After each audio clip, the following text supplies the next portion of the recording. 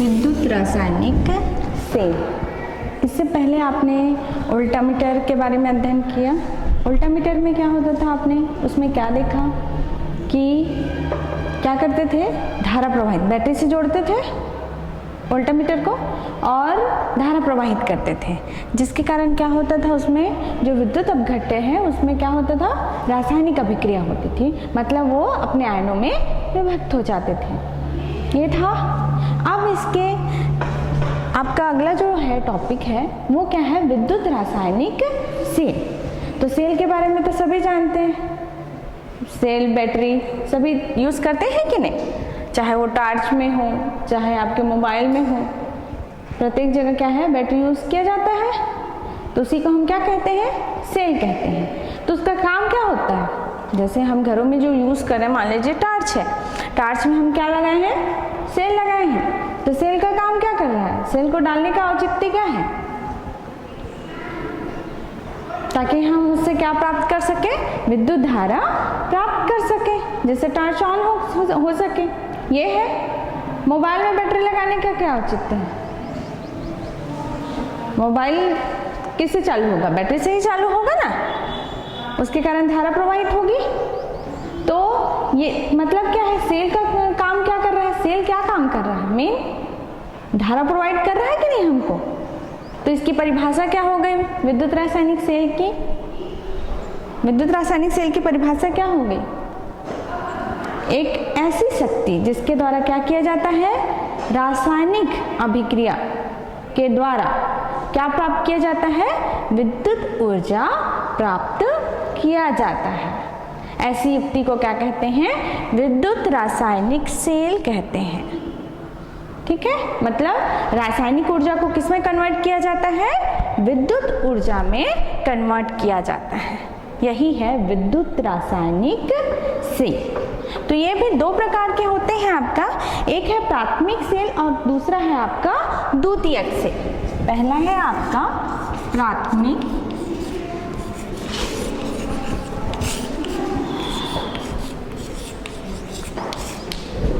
दूसरा है आपका द्वितीयक सेल।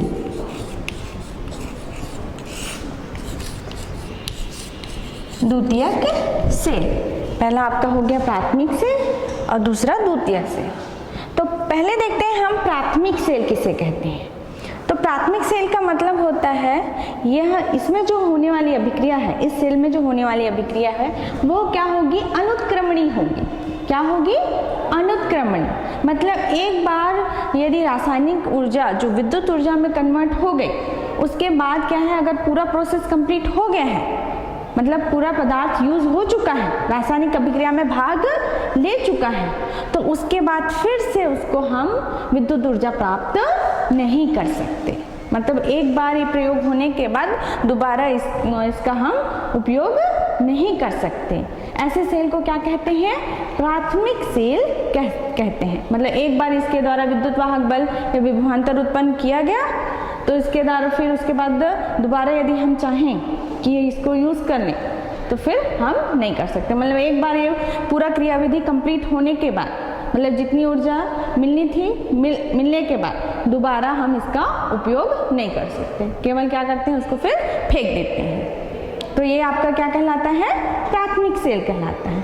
जैसे कि मैंने उदाहरण दिया टॉर्च में, टॉर्च में हम सेल डालते हैं तो उसका क्या हम दोबारा उपयोग करते हैं, एक बार जितनी ऊर्जा उसमें से मिलनी थी मिल गई, उसके बाद यदि सेल का प्रोसेस कंप्लीट हो गया है तो उसके बाद हम यदि चाहें कि उसी सेल को फिर से टॉर्च में डालें, तो ऐसा हो सकता है क्या, नहीं, हमको नया सेल लाना पड़ेगा तभी टॉर्च ऑन होगा, वरना नहीं होगा।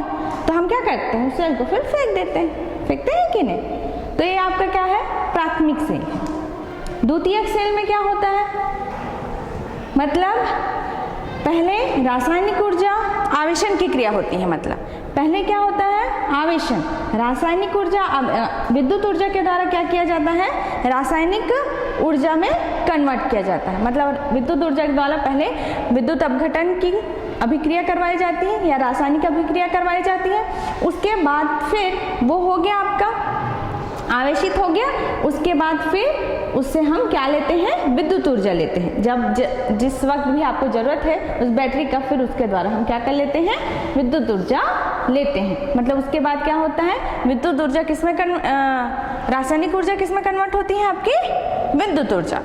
पहले क्या हुआ, आवेशन की क्रिया हुई। आवेशन की क्रिया में क्या हुआ, विद्युत ऊर्जा के द्वारा हमने पहले उसमें रासायनिक अभिक्रिया करवाई, जिससे वो आवेशित हो चुका है, अब तैयार है। उसके बाद क्या है, हमने निरावेशन की क्रिया करवाई। निरावेशन में क्या होगा, हम विद्युत ऊर्जा उससे लेंगे, तो उस स्थिति में क्या होगा, आपका किसमें कन्वर्ट होगा, अब रासायनिक ऊर्जा विद्युत ऊर्जा में, निरावेशन में रासायनिक ऊर्जा विद्युत ऊर्जा में कन्वर्ट होगी।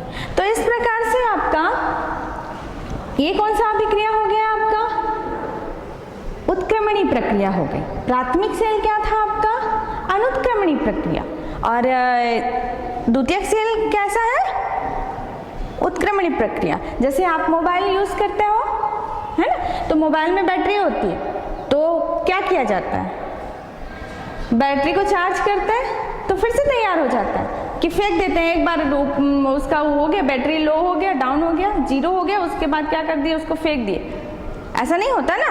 फिर क्या करते हैं, उसको फिर चार्जिंग में चढ़ाते हैं। चार्जिंग में चढ़ाए तो उसमें फिर से आवेशन की क्रिया हो गई। अब फिर आपको यूज करना है, जब उसको फिर लगा दिए तो फिर आपको उसको फिर निरावेशन की क्रिया हो रही है। तो इस प्रकार आवेशन और निरावेशन, तो ये आपका जैसे बैटरी मोबाइल में जो यूज हो रहा है सेल, वो आपका क्या हो जाएगा, बैटरी द्वितीयक सेल हो जाएगा। ठीक है, तो ये है आपका प्राथमिक सेल और द्वितीयक सेल। तो इसमें अंतर क्या है, में एक प्राथमिक सेल अनुक्रमणी प्रक्रम है और द्वितीयक सेल कैसा प्रक्रम है, उत्क्रमणी प्रक्रम है।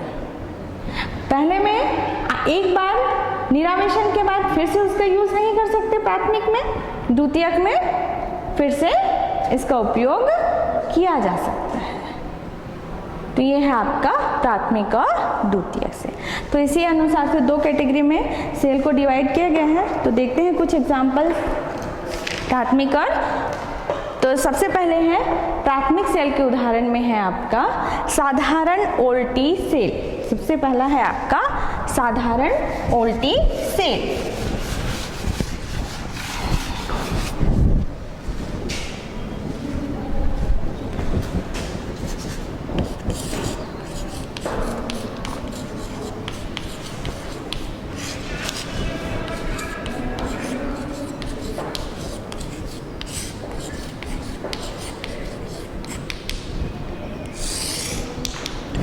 सबसे पहला आपका ये किसका उदाहरण है, प्राथमिक सेल का।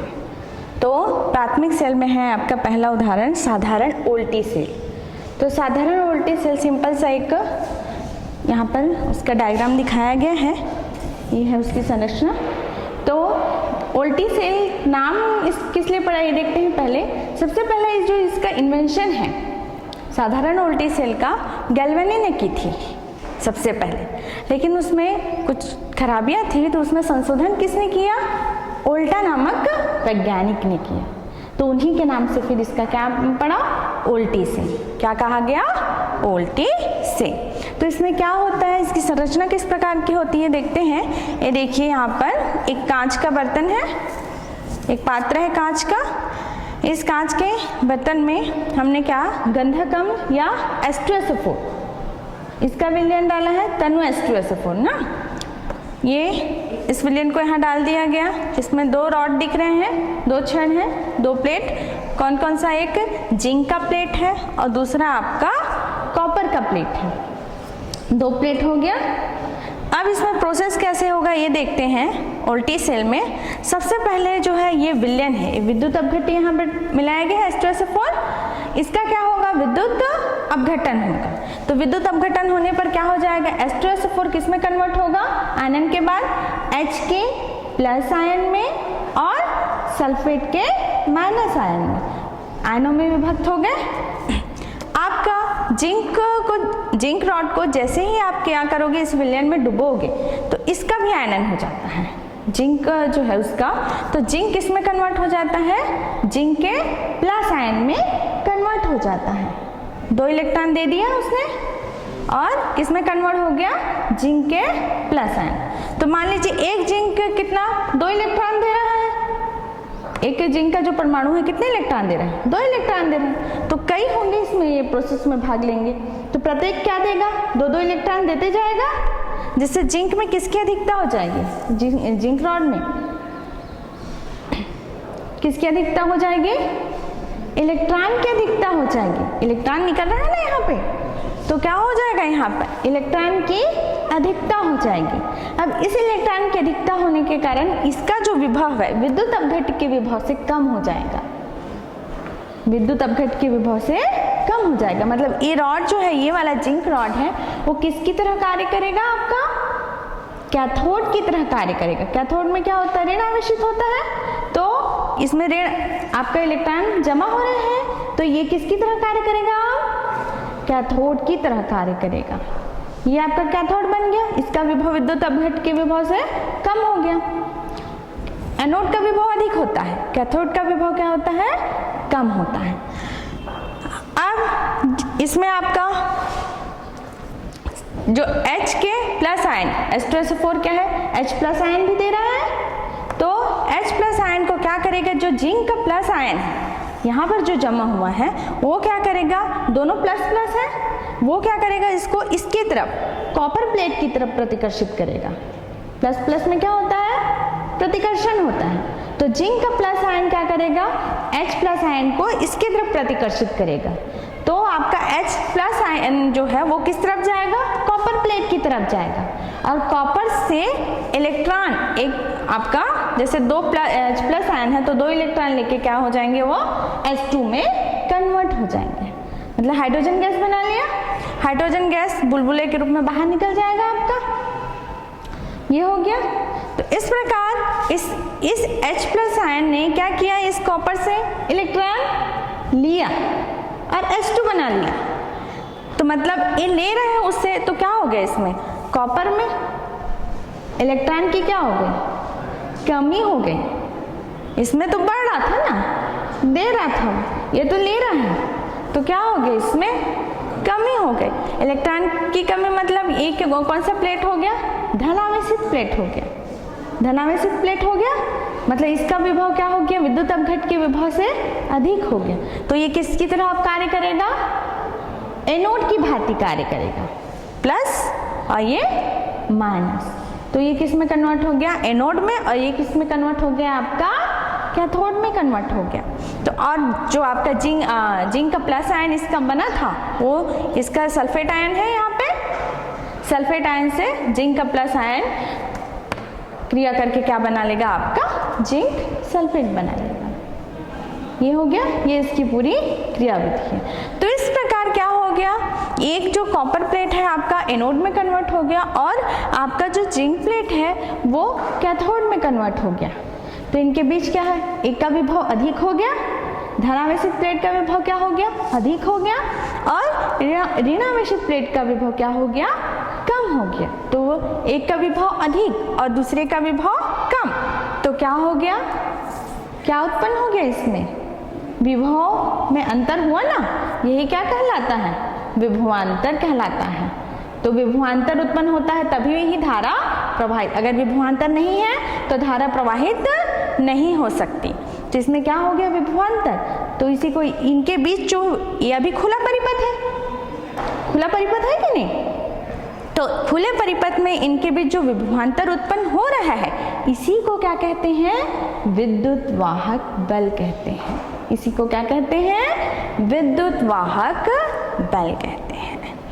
तो इस प्रकार आप विद्युत वाहक बल इस सेल के द्वारा, साधारण उल्टी सेल के द्वारा उत्पन्न कर सकते हैं। तो ये हो गया आपका साधारण उल्टी सेल। इसमें 2 प्रकार की इस दोष भी हैं जो प्रॉब्लम क्रिएट करते हैं। जैसे कि सेल में जो दोष है वो है, पहला आपका स्थानीय क्रिया और दूसरा आपका है ध्रुवण। 2 प्रकार के प्रॉब्लम्स आते हैं इसमें उल्टी सेल में। पहला क्या है आपका स्थानीय क्रिया। तो स्थानीय क्रिया किसे कहते हैं,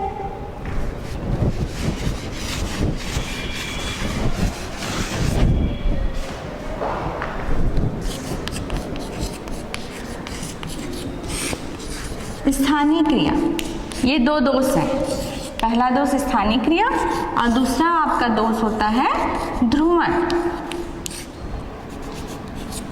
तो स्थानीय क्रिया किसे कहते हैं देखते हैं। जैसे जिंक का जो है वो क्या होता है आपका मार्केट में महंगा मिलता है थोड़ा सा, तो क्या करते हैं थोड़ा सा जिसमें अशुद्धि मिली हुई वो वाला बेच देते हैं, तो कम पैसे में वो आ जाता है तो उसका यूज़ करते हैं। तो जो अशुद्धि मिली हुई जो जिंक है उसमें क्या होता है, साधारणतः लोहा या लेड इसका मिलावट होता है। तो जब इसको इस विलयन में डालते हैं तो उस समय ये तो क्रिया करता ही है, जिंक तो क्रिया कर भाग लेता ही है, साथ साथ कौन और लेगा, जो उसमें अशुद्धि मिली हुई है वो भी लेगा भाग। तो वो क्या कर देते हैं, छोटे छोटे सेल क्रिएट कर लेते हैं अपने में ही, छोटे सेल क्रिएट करेंगे और उसमें से स्थानीय धाराएं बहने लगती हैं, जिसके कारण क्या होता है, जिंक क्या है आपका इसमें कांटेक्ट में है, तो H2SO4 के साथ अब जिंक तो क्रिया करेगा ही, प्लस अशुद्धियां भी क्रिया कर रही हैं। तो जिंक जो आपका H2SO4 है उसका क्या हो मिसयूज होने लगता है, तो व्यर्थ जाता है वो, मतलब जिंक का प्लेट भी ज़्यादा घुलने लगता है, प्लस इसका भी यूज होने लगता है, ये व्यर्थ हो गया। तो इससे बचने के लिए क्या किया जाता है, जब प्रयोग करते हैं तो बार बार उसको निकाल के साफ करते हैं और फिर डालते हैं। या तो ये तो साधारण सिंपल सा प्रोसेस हो गया। और यदि इसका परमानेंट यदि करना है तो क्या किया जाता है, जो जिंक प्लेट है उसमें क्या किया, पारे का परत चढ़ा देते हैं। क्या करते हैं, पारे का परत चढ़ा देते हैं, जिससे पारा और जो जिंक है वो मिलके एक मिश्रण बनाते हैं, जो जिंक को तो इसके विलयन के कांटेक्ट में आने देता है, लेकिन जो अशुद्धियां हैं उसको क्या कर देता है, अपने अंदर दबा देता है, जिसके कारण अब कौन कांटेक्ट में रहेगा, केवल जिंक रहेगा, बाकी अशुद्धियां नहीं रहेंगी। तो ये पहला दोष है इसका। दूसरा है आपका ध्रुवण। ध्रुवण का मतलब है, जैसे हमने देखा यहाँ पर H का प्लस आयन किस में कन्वर्ट होता है, H2, मतलब यहाँ पर आपका क्या हो रहा है, इस वाले प्लेट में H प्लस आयन आता है, इलेक्ट्रॉन लेता है, H2 में कन्वर्ट होता है।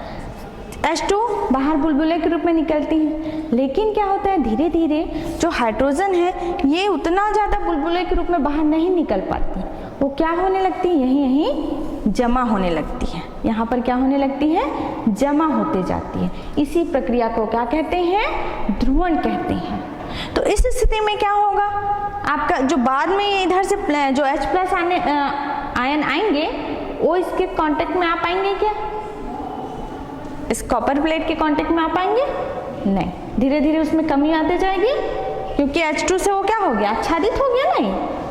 और दूसरा प्रॉब्लम क्या हो जाएगा, H प्लस यहाँ इकट्ठे होने लगेंगे, तो H प्लस क्या करेगा, उसको प्रतिकर्षित करने लगेगा धीरे धीरे, जिससे वो किधर चले जाएगा, जिंक प्लेट की तरफ चलने लगेगा, जिससे उसकी विद्युत वाहक बल का मान क्या हो गया, विपरीत दिशा में जा रहा है, तो विद्युत वाहक बल का मान क्या होने लगेगा, धीरे धीरे कम होने लगेगा।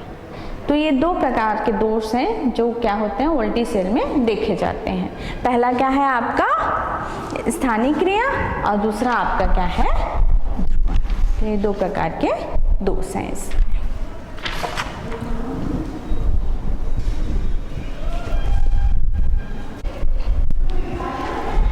दूसरा प्राथमिक सेल है आपका, पहला आपने क्या देखा, आपका साधारण वोल्टेज सेल, दूसरा है आपका डेनियल सेल, दूसरा आपका क्या है, डेनियल सेल। ये भी प्राथमिक सेल ही है।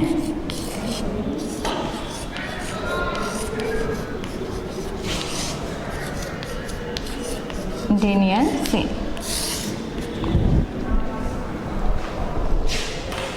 यहाँ पर डेनियल सेल की संरचना दिखाई गई है। इसमें क्या होता है, आपका एक कांच का एक पात्र, तांबे का एक पात्र है, किसका पात्र है इसमें, तांबे का पात्र ले लिए, इसके अंदर जो विलयन है आपका वो क्या है, कॉपर सल्फेट का, किसका विलयन लिया गया है, कॉपर सल्फेट का विलयन है जो विद्युत अपघट्य का काम कर रहा है। यहाँ पर एक और यहाँ पर पात्र है जिसको सरंध्र पात्र कहते हैं। क्या कहते हैं? सरंध्र पात्र कहते हैं। इसके अंदर ये जो रॉड है, एक किसकी रॉड लगी हुई है यहाँ पे, या प्लेट लगी हुई है? जिंक की। किसकी प्लेट है ये? जिंक की प्लेट। तो यहाँ पर कॉपर का, ये बाहर का पात्र किसका बना हुआ है? कॉपर का बना हुआ है। और ये जो अंदर है, सरंध्र पात्र के अंदर जो रखा हुआ है, वो जो प्लेट है वो किसका बना हुआ है? जिंक का बना हुआ है। इस पात्र के अंदर, जो अंदर वाली पात्र है सरंध्र पात्र, उसके अंदर आप किसका विलयन भरा हुआ है? तनु सल्फ्यूरिक अम्ल H2SO4। इसका विलयन यहाँ पर मिला दिया गया है। मैंने पहले ही बताया इसमें क्या होती है, जिंक में अशुद्धियाँ मिली हुई होती हैं, इसलिए यहाँ पर क्या कर दिया जाता है? पारे की परत चढ़ा दी जाती है। यहाँ पर क्या चढ़ा हुआ है? पारे का परत। तो इसकी क्रियाविधि किस प्रकार होती है ये देखते हैं। सबसे पहले जो आपका जिंक का प्लेट है वो किस में डूबा हुआ है? आपका तनु सल्फ्यूरिक अम्ल में, H2SO4 में डूबा हुआ है। तो जिंक किस में कन्वर्ट होगा? विलयन में डूबने के कारण जिंक के प्लस आयन में कन्वर्ट हो जाएगा और कितना इलेक्ट्रॉन ले लेगा? दे देगा 2 इलेक्ट्रॉन उत्सर्जित कर लेगा। ठीक है। H2SO4 जो विलयन है वो किस में कन्वर्ट हो जाएगा? उसका भी आयनीकरण होगा और वो H प्लस आयन में और सल्फेट के माइनस आयन में टूट जाएगा। इस प्रकार जो जिंक का प्लस आयन है वो सल्फेट के माइनस आयन से क्रिया करके क्या बना लेगा? आपका जिंक सल्फेट में कन्वर्ट हो गया। ये आपका जिंक सल्फेट में कन्वर्ट हो गया। यहाँ पर देखिए जिंक कितने इलेक्ट्रॉन दे रहा है? 2 इलेक्ट्रॉन दे रहा है और प्लस आयन में कन्वर्ट हो रहा है। मतलब यहाँ जिंक प्लेट पर क्या की अधिकता हो जाएगी? इलेक्ट्रॉन जमा होने लगेगा तो इलेक्ट्रॉन की अधिकता हो गई। इसमें प्रत्येक जिंक का परमाणु क्या करेगा? इलेक्ट्रॉन देते जाएगा, जिसके कारण इसमें क्या हो जाएगी? इलेक्ट्रॉन की अधिकता हो गई। तो ये किस तरह कार्य करेगा? फिर से कैथोड की तरह कार्य करेगा। ये किस में कन्वर्ट हो गया? आपका कैथोड में। इसका जो विभव है विद्युत अपघट्य के विभव से क्या हो गया? कम हो गया। तो ये किस में कन्वर्ट हो गया? आपका कैथोड में। अब इसमें कौन सा बच गया? आपका H का प्लस आयन बचा है। H प्लस आयन क्या करता है? यहाँ जो ये जो सरंध्र पात्र है उससे बाहर निकलकर किसके कांटेक्ट में आ जाता है? आपका H plus ion copper sulphate. बाहर कौन सा विलयन है? यहाँ पर कॉपर सल्फेट का विलयन है। तो कॉपर सल्फेट के विलयन से क्रिया करके क्या बना लेता है? H2SO4 बना लेता है। H प्लस और SO4 ये दोनों मिलके क्या बना लिए? H2SO4। क्या बच गया? कॉपर। तो कॉपर प्लस आयन के रूप में मुक्त हो जाता है। तो यहाँ पर क्या हो रहा है? बाहर जो अंदर का जो सरंध्र पात्र के अंदर का जो प्लस आयन है वो सरंध्र के द्वारा क्या हो गया? बाहर निकल के किसके कांटेक्ट में आ गया? आपका कॉपर सल्फेट के कांटेक्ट में आया और उससे क्रिया करके क्या बना लिया? H2SO4 और क्या मुक्त कर दिया? कॉपर का प्लस आयन मुक्त कर दिया। कॉपर प्लस आयन किस में जमा होने लगेंगे? ये जो कॉपर की मात्रा है उसमें क्या होने लगेगा? जमा होने लगेगा। तो कॉपर क्या है? धनात्मक है, प्लस आयन है ना। तो इसमें ये कौन सी विभव में आ गया? आपका तांबे का पात्र कौन सी विभव में आ गया? धनात्मक विभव में आया। ये क्या हो गया? आपका धनावेशित हो गया। कॉपर का जो पात्र है वो क्या किस में कन्वर्ट हो गया? धनावेशित प्लेट के रूप में कन्वर्ट हो गया। जैसे धनावेशित प्लेट होता है उसी प्रकार ये धनावेशित पात्र के रूप में कन्वर्ट हो गया। तो ये किसकी तरह कार्य करेंगे? यही पात्र किसकी तरह कार्य करेगा? आपका एनोड की भांति कार्य करेगा। तो यहाँ ये आपका पात्र एनोड बन गया और जो जिंक का प्लेट था वो किस में कन्वर्ट हो गया? आपका कैथोड में कन्वर्ट हो गया। तो इस प्रकार इन दोनों के बीच क्या उत्पन्न हो गया? ये धनात्मक विभव पे आ गया। तो इसका विभव विद्युत अपघट्य के विभव से क्या हो गया? अधिक हो गया। जिससे आपका इसका विभव अधिक और इसका विभव कम, तो इनके बीच क्या उत्पन्न हो गया? विभवांतर उत्पन्न हो गया। तो इसके कारण इसमें क्या उत्पन्न हुआ? आपका इसी विभवांतर को ही क्या कहते हैं? विद्युत वाहक बल कहते हैं। तो ये किसकी संरचना है? आपके डैनियल सेल की संरचना, और ये उसकी क्या है, क्रियाविधि, किस प्रकार से उसमें आयनों के बीच क्रिया होती है। तो ये है आपका डेनियल सेल।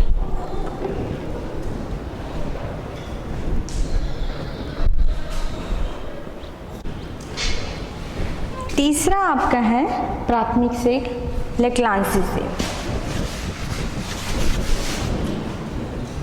तीसरा है लेक्लांसी सेल। लेक्लांसी सेल भी आपका कौन सा सेल है, आपका प्राथमिक सेल ही है। इसकी संरचना इस प्रकार की है आपका, ये देखिए, ये आपका कांच का क्या हो गया, एक बर्तन ले लिए, उसमें अमोनियम क्लोराइड NH4Cl का विलयन विद्युत अपघट्य के रूप में है। यहाँ पर जो इस वाले पात्र है, कांच का जो पात्र है, उसमें किसको डुबो के रखा गया है, जस्ते की क्षण को डुबो दिया गया है। इसके अंदर एक और आपका यहाँ पर पात्र लिया गया है, जिसको क्या कहते हैं, सरंध्र पात्र कहते हैं।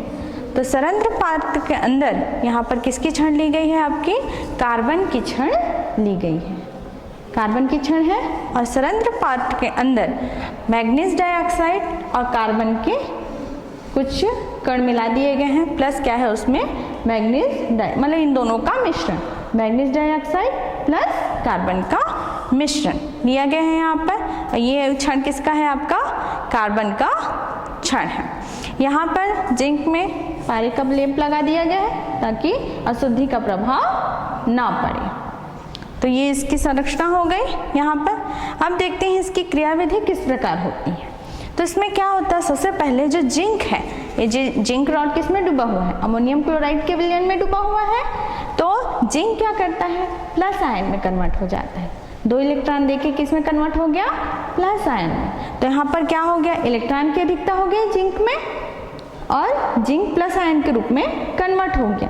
तो इस प्रकार से ये कौन से प्लेट की भांति अब कार्य करेगा, जो ये क्षण है किसकी भांति कार्य करेगा, इलेक्ट्रॉन की अधिकता हो गई, तो किसकी भांति कार्य करेगा, कैथोड की भांति कार्य करेगा।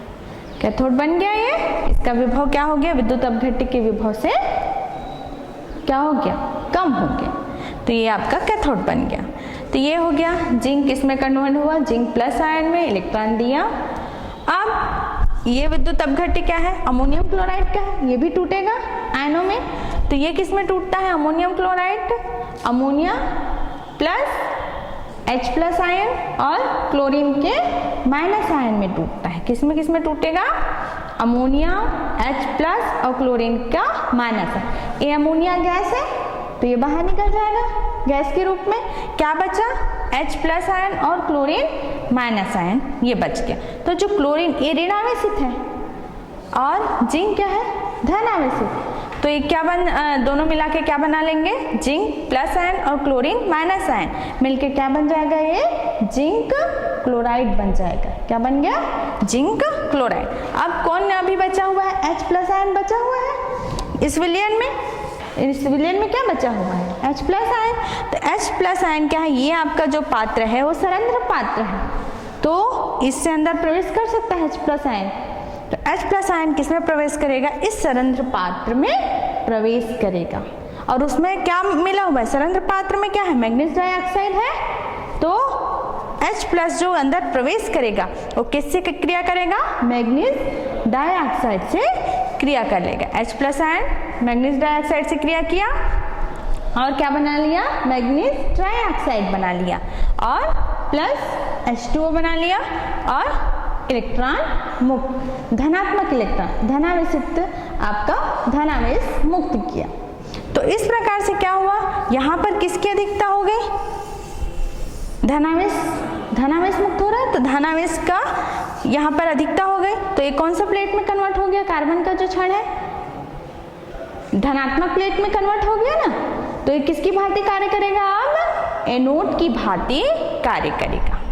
ये एनोड हो गया आपका, यहाँ पर ये एनोड में कन्वर्ट हो गया, ये किस में कन्वर्ट हो गया, आपका कैथोड में कन्वर्ट हो गया, जिसके कारण इनके मध्य में क्या उत्पन्न हो गया, विभवांतर उत्पन्न हो गया।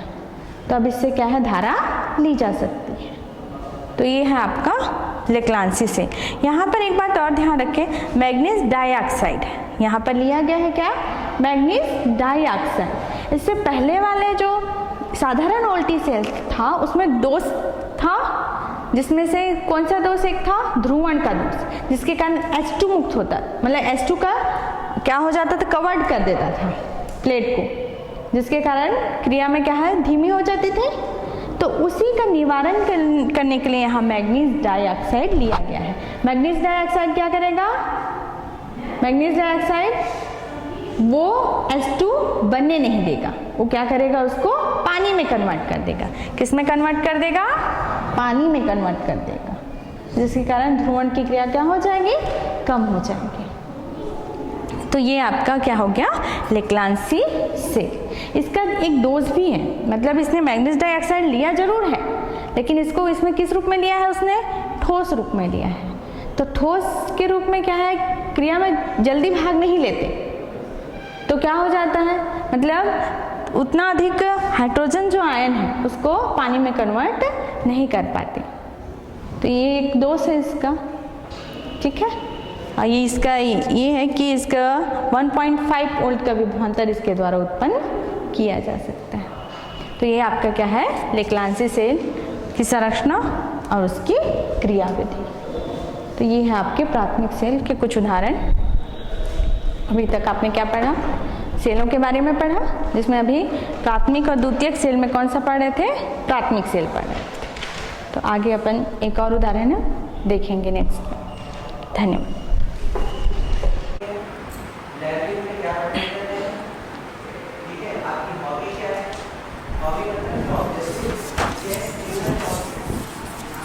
आप लोग को लेक्लांसी सेल बताते वक्त समीकरण संतुलित करते समय एक छूट गया था, 2 छूट गया है, उसको संतुलित कर लेंगे। आपका यहाँ पर आपका समीकरण आएगा 2H प्लस फिर आएगा 2MnO2 क्रिया करने के बाद Mn2O3 बन जाएगा, प्लस पानी बनेगा H2O प्लस आपका 2E प्लस, ये आपका समीकरण होगा। तो आपका पिछले बार में आपका जो जहाँ पर इस समीकरण में यहाँ पर 2 नहीं था, तो वहाँ पर आप 2 लिख लेंगे, फिर बाकी समीकरण वही रहेगा।